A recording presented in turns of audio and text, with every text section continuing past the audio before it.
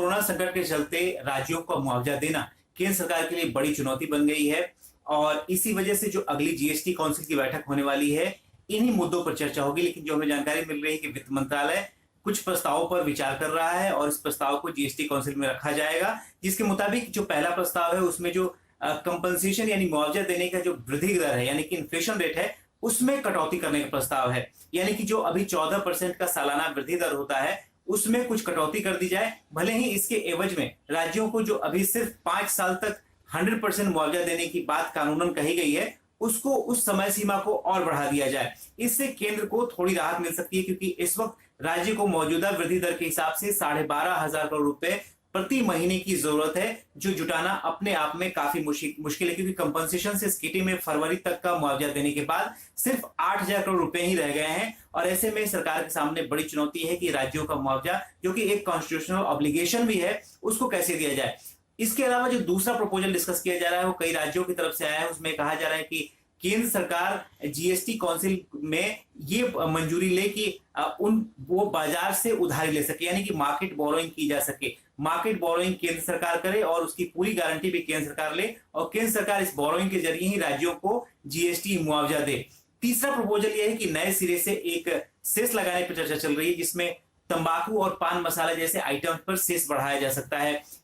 उत्तर प्रदेश और कई राज्यों ने भी इसकी मांग की है और इससे अंदाजा यही लगाया जा रहा है कि करीब 50,000 करोड़ रुपए की सालाना कमाई हो सकेगी अगर ये नया सेस लगाया गया तो। हालांकि सरकार ने नया सेस लगाने से मना किया था, लेकिन इस मुद्दे पर भी अगले जीएसटी काउंसिल की बैठक में चर्चा हो सकती है। शुक्रिया आलोक तमाम डिटेल्स के लिए। आने वाले दिनों में आपके किचन का बजट बिगड़ सकता है। डीजल की कीमतों में लगातार बढ़ोतरी से ट्रांसपोर्टर्स अब माल ढुलाई महंगा करने की तैयारी कर रहे हैं और इसका सीधा असर खाने पीने के सामानों पर पड़ेगा। क्या है ट्रांसपोर्टर्स की योजना और कितनी बढ़ सकती है कीमतें, आइए जानते हैं हमारे सहयोगी प्रकाश प्रियदर्शी से। प्रकाश, ट्रांसपोर्टर्स की यहाँ पर तैयारी क्या है? आने वाले दिनों में किचन का जो बजट है वो कैसे बिगड़ सकता है, बताएं। देखिए, आने वाले दिनों में आम कंज्यूमर की मुश्किलें जो हैं वो बढ़ती हुई दिखाई दे रही है, क्योंकि एक तरफ जहां पेट्रोल डीजल की कीमतों में लगातार बढ़ोतरी हो रही है, पिछले 9 दिनों से लगातार पेट्रोल डीजल के दाम बढ़ रहे हैं। अब इसका असर जो है आपके किचन के बजट पर भी दिख सकता है, क्योंकि खासकर डीजल की अगर आप बात कर लीजिए तो पिछले 9 दिनों में डीजल पर प्रति लीटर 5 रुपये से ज़्यादा की बढ़ोतरी हो गई है। इसके अलावा मई महीने में तमाम राज्यों ने, चाहे आप उत्तर प्रदेश की बात कर लीजिए, महाराष्ट्र की बात कर लीजिए, दिल्ली, पंजाब, तमाम राज्यों ने पेट्रोल डीजल पर वैट में बढ़ोतरी की थी। उदाहरण के तौर पर अगर आप दिल्ली की बात करें तो दिल्ली में वैट पर प्रति लीटर 7 रुपये से ज़्यादा की बढ़ोतरी की गई थी। इसका मतलब 1 महीने के अंदर दिल्ली में डीजल जो है करीब 12 रुपये से ज़्यादा जो है वो महंगा हो गया है।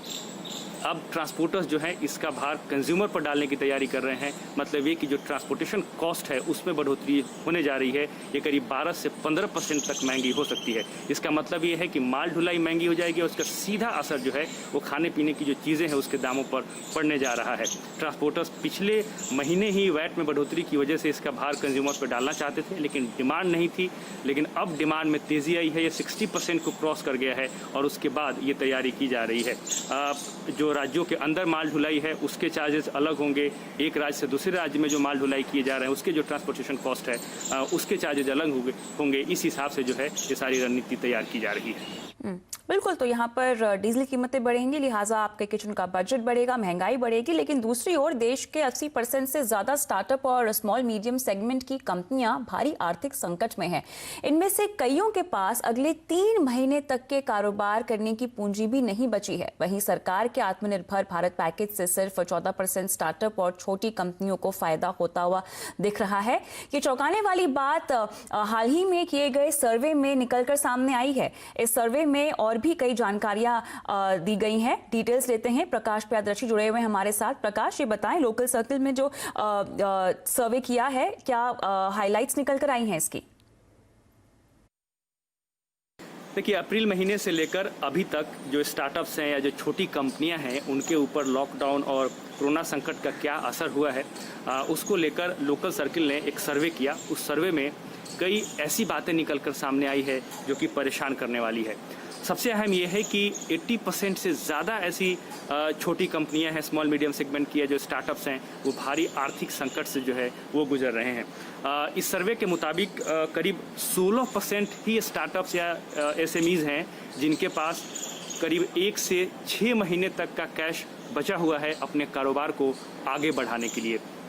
करीब 30% ही ऐसे स्टार्टअप्स हैं या SMEs हैं जिनके पास 1 से 3 महीने तक का कैश बचा हुआ है अपने कारोबार को आगे बढ़ाने के लिए। तो जाहिर तौर पे इन कंपनियों की जो मार्केटिंग है, जो सेल्स है या फिर जो भी सर्विसेज वो देती हैं, उसमें रुकावट है, जिसकी वजह से काफ़ी परेशानियों का सामना कर रही है। अब सवाल उठता है कि सरकार ने जो आत्मनिर्भर पैकेज की घोषणा की, उसमें MSMEs के लिए काफ़ी घोषणाएं की गई, उसका क्या असर होता हुआ दिख रहा है। तो करीब 14% ऐसे स्टार्टअप्स या छोटी कंपनियां मानती हैं कि आत्मनिर्भर पैकेज से उनको कोई फ़ायदा होने जा रहा है। 35% कंपनियां ये मानती हैं कि अगले 6 महीने में उनके कारोबार में कुछ तेज़ी दिखाई देगी, ग्रोथ का जो ट्रेजेक्ट्री है वो दिखाई देगी, जो कि एक राहत की बात है।